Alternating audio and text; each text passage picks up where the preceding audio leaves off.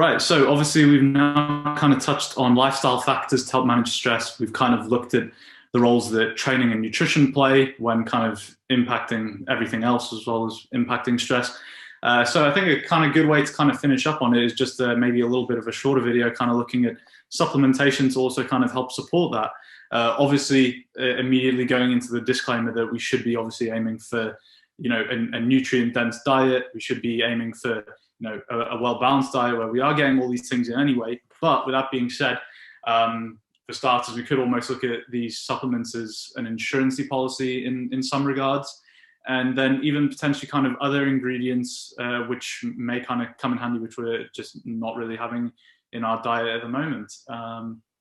Obviously, these things are all kind of derived of various nutrients, which can kind of contribute to kind of various pathways, which may help to kind of manage stress. So this does technically come under kind of the whole bracket of nutrition anyway, but this is more so kind of products and hacks that, again, we can kind of use a bit more so as kind of a convenience and insurance policy alongside, a well-balanced diet and stuff. I think potentially first off, a big one to probably kind of get out of the way is nutrient status, and potentially kind of looking at things like magnesium and stuff like that. So nutrient status is incredibly important for stress management, because if your body doesn't have what it needs to essentially perform its everyday functions, then again, that's just a bad stress on the body. So again, some nutrients are what you would call like cofactors, which essentially help in the body's, again, just the body's functions every day. They are necessary. They are a must. And so if your body doesn't get them through dietary intake, then it's going to pull those nutrients and prioritize them where it needs them the most from maybe other body functions. So you might actually start to downregulate or shut down certain, again, functions of the body when nutrient status is impaired. So again, this is all just one big stress affecting you in a very negative way. As a side note, something that's it's not even a side note, but something that's a very obvious example is a female losing their menstrual cycle. That's very, very clear, very clear sign of a nutrient deficiency or a high stress state. So another important example would be something like migraines. Now, migraines are not that well understood, but we know clinically, if we give someone, ensuring that someone has efficient doses of magnesium and CoQ10, then we see a downregulation in the occurrence of migraines and severity of migraines as well. So again, these are just signs and symptoms of stress and how nutrient stats can affect stress and how it can result in this, again, this loss of period or this migraine, something like that. So again, I just wanted to say that to make it really clear on how nutrient stats really does matter and how it can affect you quite severely, actually, quite negatively. So that's first and foremost.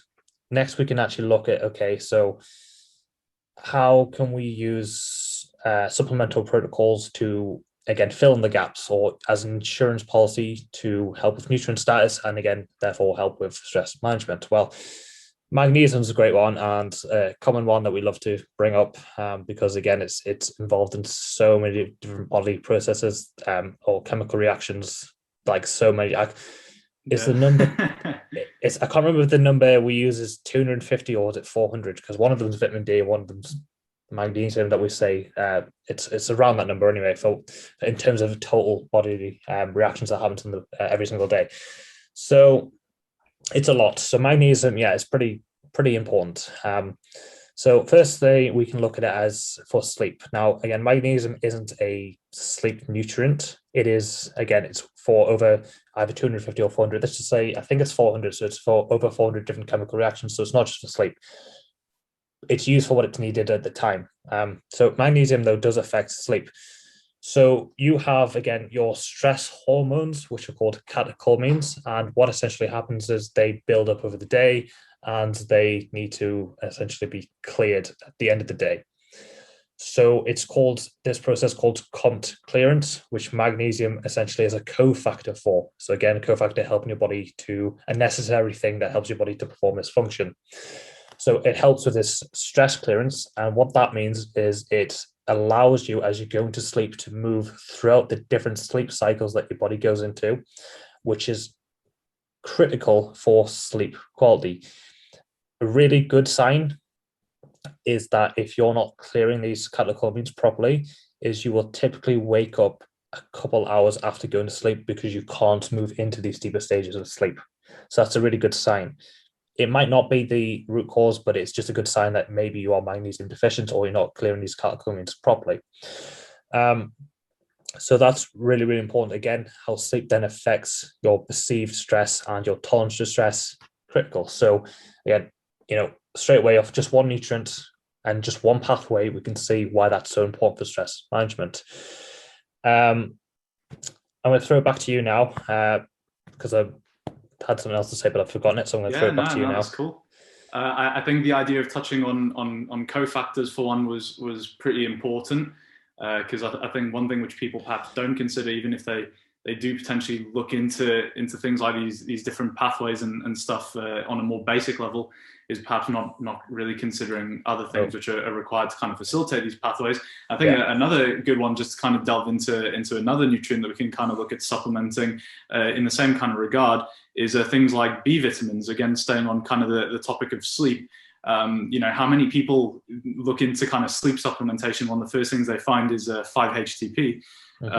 Which obviously then converts to serotonin and then melatonin, but aren't perhaps aware that vitamin B5 is the cofactor in the conversion of 5-HTP to serotonin and then B6 from serotonin to melatonin. So again, considering if we are kind of looking at this from more of kind of a nutrition perspective, are we consuming adequate amounts of micronutrients and getting in these B vitamins?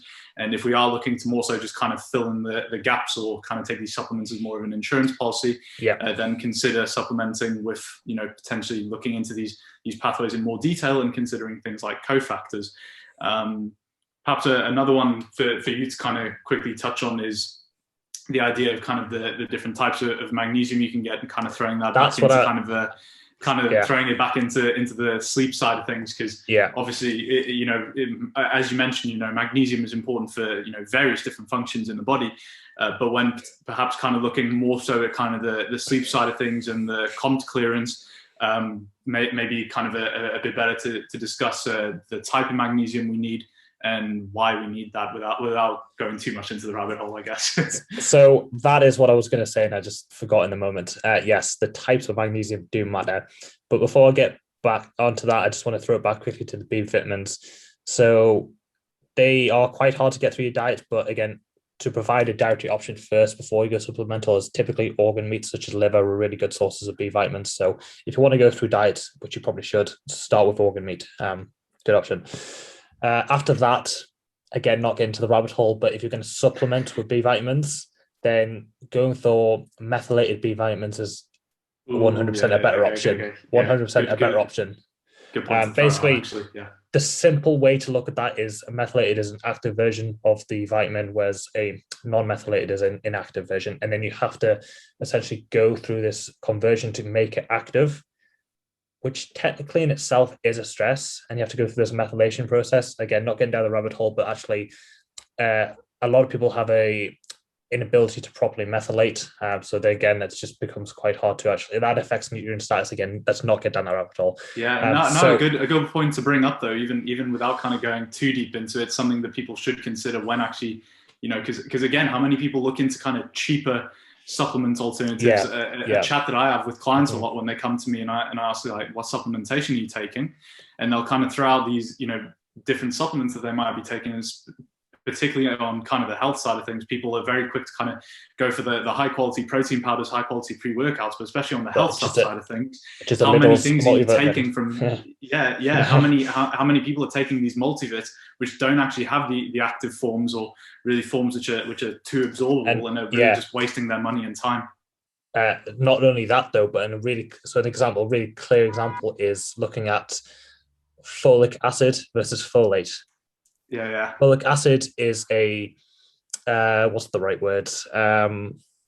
Synthetic version of folate. but it needs to be converted into folate to do its job. So if you're taking a supplement that has folic acid in it, it actually, what it essentially does, it just takes up that folate receptor without actually being folate. So then any folate you eat, maybe through food, so things like spinach, which is high in folate, it now can't get to the receptor because it's blocked with this folic acid. So again, the active version being folate, if you're going to go for a supplement route, make sure it has folate in rather than folic acid. Right, that was a bit of a sidetrack. So back to the forms of magnesium.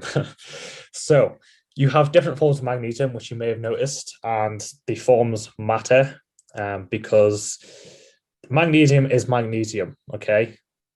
But let's give an analogy here. So let's look at a peanut butter and jam sandwich. Your magnesium is the jam. The magnesium is the jam.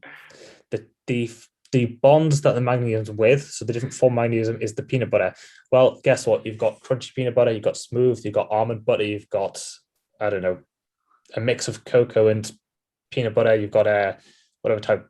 You just different forms of nut butters. I'm surprised I haven't heard you use this analogy before. That's a very good one.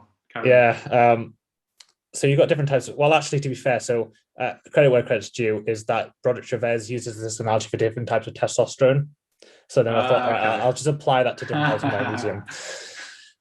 Okay, so yeah, you have different types of magnesium. So the magnesium is magnesium, but what it's bonded to is it affects how it kind of works. And yeah, it essentially affects how it works. So for something like sleep, you want to go with a magnesium glycinate, which is essentially magnesium attached to glycine. Glycine is another cofactor which really helps with that complement, but also helps with your ability to stay asleep for that reason. So that's a really useful one. Or magnesium threonate, which is what's it called? L-theanine. So basically, magnesium with L-theanine. L-theanine has an carbon effect, so it helps with this parasympathetic state, which again is that rest and digest. So that's the state you want to be in most of the time. But so they're really good for sleep. On the flip side, you have something like magnesium oxide, which magnesium oxide cannot be absorbed. So what magnesium oxide is really good is temporary relief of constipation. But if you take magnesium oxide, in short, if you're trying to in short, if you're trying to get to sleep and all you've researched is, magnesium is important for sleep, don't just grab the first magnesium supplement that you find online or in the sup shop, because you might just end up taking it for the wrong reasons. If you take magnesium outside and you try to go to sleep, you're going to have to go to the toilet. That's what because it can't be absorbed. So it has to come out your system, and it brings everything else with it. Good for temporary relief for constipation, not good for sleep. So that's actually really, really important. So that's just some key considerations for if you're going to go the supplement route of magnesium. That's just really key considerations right there. The form does matter, and that they have different purposes for different forms. So magnesium itself is magnesium, but the form it comes with affects how that magnesium works essentially. So, okay, so we can look at we've talked about magnesium enough there. We can B vitamins are really, really important. Again, they also help with things like anxiety as well. We could maybe touch on something like myo-inositol, but probably leave that for a different time. So then we could look at something like adaptogens. Adaptogens are essentially in the name. They help your body adapt to stress. Now, don't go wild and go, oh my God, that sounds like the best thing ever. I'm just going to take adaptogens, because if you think just taking an adaptogen without doing any of the other stress management stuff, this is why we've left supplements to last. Not nutrient status, because that is very important, but supplements themselves to last, because it is the least important thing in terms of stress management. Have the foundation first. So have your lifestyle factors in place first. Make sure your training's appropriate to wherever your stress is at in life. Make sure your nutrition matches up to your training, and then after that, after you have everything else in place, you can use the 5% stuff, which is the supplements. So adaptogens, yes, they help your body to adapt to stress, provided everything else is in place. So they are good, but they're not magic. So you got things like ashwagandha, you got holy basil, you got Rosea rhodiola, you've got reishi, which is a type of mushroom. You have L-theanine, which is not quite an adaptogen, but kind of is. So you got those different forms of adaptogens. So again, which one you take is kind of dependent on what you want to achieve, because something like rhodiola is great as a pre-workout because it helps with the recovery from stress without interfering with things like the inflammation and the oxidative stress you need in the first place to signal growth. So it helps with that recovery without interfering with the signaling effect, essentially. So that would be a good option if you're going through a high training stress period. That would be a good option.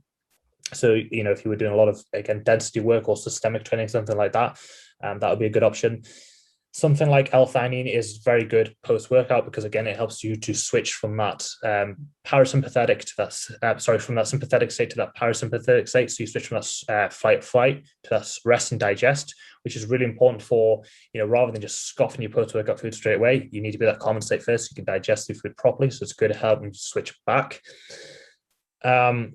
Same with ashwagandha. Yeah, well, ashwagandha is an interesting one because ashwagandha helps with things like so it kind of helps with things like your energy levels because of the effects it can have on thyroid. Now that's both a good and a bad thing, because for some it depends how you react, but for some people, if you take that before trying to go to sleep, you'll actually struggle because you'll feel energized, whereas for some people it'll have a common effect. So again, that you've got to experiment for yourself and find out for yourself. And something like holy basil has a really strong antioxidant effect, which can be useful, but don't use it around the training window. But if you are very if you have a lot of work stress, essentially, then taking holy basil, provided you don't train in the morning, taking holy basil in the morning is a really good option. So you've got a lot of different adaptogens, which again are just essentially herbs, which help you adapt to stress. They all have slightly different purposes. So again, which one you want to use depends on what you're trying to get out of it. But again, what I want to make more clear than anything else is that they are the last things you should go to, and they will only help if everything else is in place first. Hey everyone, thank you very much for watching. I hope you enjoyed. If you did, be sure to like the video, leave a comment and subscribe for more. If you enjoyed that episode, be sure to check out the latest Fitbit here and the latest podcast here. Thanks for watching, guys and girls.